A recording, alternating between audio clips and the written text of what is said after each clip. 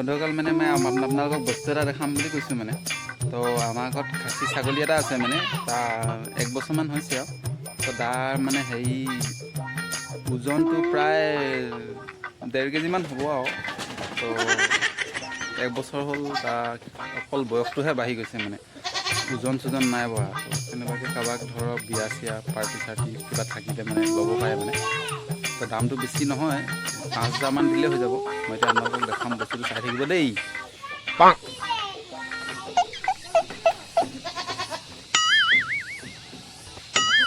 এইটো খুলিবই পৰা নাই নহয়।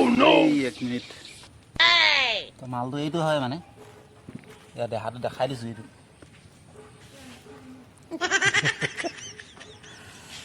ডেৰ কেজি হ'ব আৰু দেই। পাৰ্টি চাৰ্টি বিয়া চিয়া থাকিলে মানে ল'ব পাৰে। দামটো কৈছোঁৱেই অলৰেডি, 5,000মান লাগিব আৰু। বৈ